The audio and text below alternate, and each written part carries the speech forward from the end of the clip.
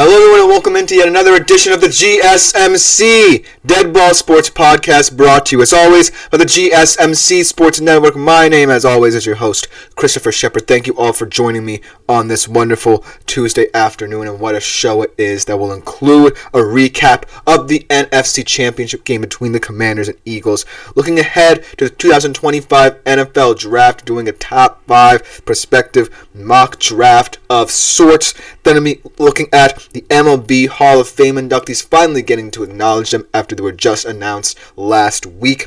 Then I'm also going to be previewing a big game, finally an interconference game in the NBA between the Nuggets and the Knicks. Two teams kind of looking to get on the right track. The Nuggets more so than the Knicks right now. And then last but not least, concluding by continually looking at all these CFP appearances, all these teams rather that made it to the CFP and who might be retooling for next year. This time you profile the Oregon Ducks and what they need to do to get back to the CFP and maybe even beyond in the CFP as well. But without further ado, before we get into any of that fun stuff, I do want to remind you as always to like, follow, and subscribe to the show and the network as always. Just helps us that much more. Genuinely appreciated by all concerned. But another way that you can contribute and interact with the shows a little bit more directly is to make yourselves available to their super chat, super thanks, and super stickers features here on YouTube, as well as our website, gsmcspodcast.net, to leave your opinions, feedback, inputs, or even a tip or donation if you feel so inclined. It greatly supports our network, greatly supports our shows, and just makes them that much better hearing all of your lovely feedback. We genuinely appreciate it. Without further ado, let's jump right into today's show, starting off, as always, by recapping the NFC Championship game between the Commanders and Eagles. Now, I would like to say that this wasn't as bad a game as people thought it was, but I do think that the Commanders were their own worst enemies in this one. I think that a lot of the times people are going to look back on this game and say, well, the Eagles were the far superior team, and there was no way that the Commanders would have kept pace with them anyways.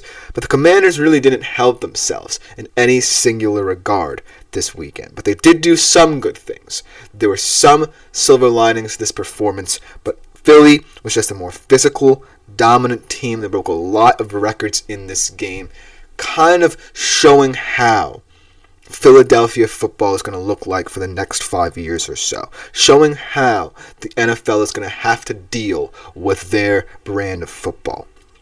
And I think that ultimately Washington is well equipped to rebuild upon this season and create more around Jaden Daniels, but it's going to be very tough to beat this team, their division rival, come next year as well, because they're well equipped for this style of play in the NFL.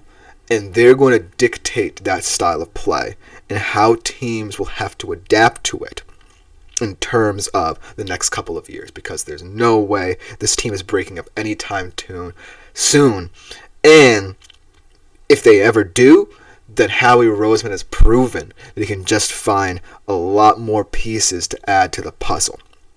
But let's just get right into what happened during this game, the key factors that made this such a blowout, and ultimately what the Commanders did well, and reasons of optimism for why they are considered a team to look out for in the future, but also what needs to happen in order to help eliminate some of those mistakes that initially happened in this one.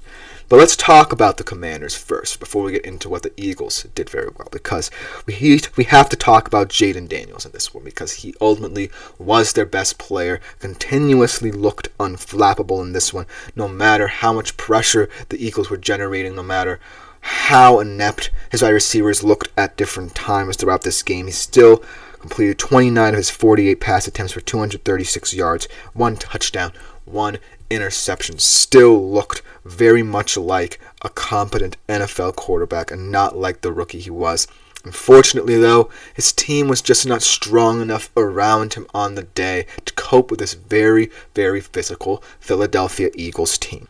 And that's ultimately the difference in this one. I really can't pinpoint any other Washington Commander who really stepped up to the plate and played with their hearts out. A lot of them felt like they were playing with house money, just wanted to go out there, have fun, rather than, actually make a game of this, because there were moments where they had chances. Look at that kickoff after the Eagles scored to go up 8 at the end of the half with the Austin Eckler fumble. We'll talk about that a little more and how that might have affected the outcome of this game as well. But every time it seemed like the Commanders could have seized a little bit of momentum, the Eagles just proved that they were far superior with what they were able to put together. No one on the Washington defense really stood out to me. No one on the Washington offense outside of Daniels and maybe, say, Terry McLaurin really stood out to me in this game. But ultimately, it's a nice kind of litmus test for them. Kind of brought them back down to earth. Brought them back to reality. To say, we made it this far, but we're definitely not ready just yet. It showed the stark differences and contrast between a Super Bowl caliber team and a team that was performing well above its station for large parts of the year.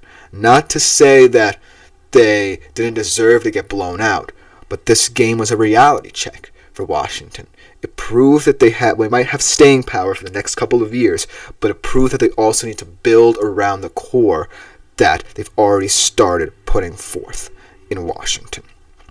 Now let's talk about the Philadelphia Eagles, because this was perhaps the most impressive performance by any team in the history of the NFL in a championship game. The 55 points scored, most ever in either an NFC or AFC championship game. The 7 rushing touchdowns, most ever in a championship game. Also, the fact that Jalen Hurts looked like a competent passer after a week of people doubting whether or not he would even look healthy enough to lead the Eagles should they need to pass the football a little bit more, really showed the versatility of what this Philadelphia Eagles offense can present to you. And Saquon scoring on his first 2 touches of the game, forget about it. I feel like this was the Eagles' game to just dominate and prove that this style of football is kind of what's going to dominate the NFL for years to come. This run-heavy philosophy, combined with a quarterback who can give you just enough in the pass game with the versatile weapons that he has, but also present that dual threat look. I feel like the Phillies are presenting a modern style of football that not a lot of teams will be able to beat. And it's funny because we look at all the conference championship teams. They all have mobile quarterbacks. And for some way or not, all of them kind of dictated how their offenses performed. On the Washington side of things, Jaden Daniels was their best rusher by a long shot. No signs of life from Brian Robinson or Austin Eckler or anyone else in that running back room. But ultimately, the reason why I want to highlight Jalen Hurts' performance is not just for his 3 rushing touchdowns, but also for what he was able to do through the air after everyone was downing him all week long in terms of what difference he could make in the passing game. 20 of 28, 246 yards, 1 touchdown. And ultimately, it doesn't look too flashy, but it was certainly significant that it was able to pass for over 200 yards after not even surpassing 150 in the first 2 playoff games. That, combined with the fact that they could rush for 7 rushing touchdowns, most ever in a championship game, just makes this team so hard to beat. And the fact that we haven't even mentioned Saquon's stats is incredible to behold, because that's what this team does to you. And coming into this game, one of the ways I believed that Washington could keep this close was not just by getting out to an early lead, but also keying in on the run, because they knew they had to. Even though they were the worst run defense in the playoffs and one of the worst in the regular season, they knew they had to stop the run. And if they couldn't, it's just too powerful of an offensive line. You have 2 fantastic runners in that backfield, and not just Barkley, but Hurts as well, that you have to account for. And even with all the injuries to that offensive line toward the game, Jurgens going down, Landon Dickerson limping off, it's still held up. And that's going to be something to watch for in the Super Bowl when they go up against the Chiefs' defensive front that's really making hay in the postseason. But I do want to point out the fumbles here, because the Eagles' defense, someone that we didn't even talk about in this segment just yet, but the 3 fumbles really, really standing out to me, because this Washington football team had not been turning the ball over very often in the regular season and in the playoffs. They're going up against this fantastic Eagles defense. You gotta make sure, even if you're getting your doors blown off, that you protect the football. And they just didn't. Even in moments where there was no way they could come back, they looked a little bit unsure of themselves, the receivers. And that's something that they have to address and fix in the offseason. You need to have guys who can secure the football, sustain drives, and ultimately put points on the board. And they can do that in certain games. They did it against Detroit, but ultimately they're going to have to find ways to beat up on this Philadelphia Eagles defense a little bit differently than they tried in this one, because it didn't work. The 3 fumbles, especially the one with Austin Eckler on the kickoff after the Eagles had scored, potentially giving your team a chance to draw down the field, tie it up before the half. Ultimately, that fumble really hurt them. Ultimately, that's the difference between these 2 teams. The Eagles have 2 dominant units on the field. Washington has about 1.5. I feel like their offense is getting there, and at certain times they have gotten there throughout the season, but this defense certainly needs to step up.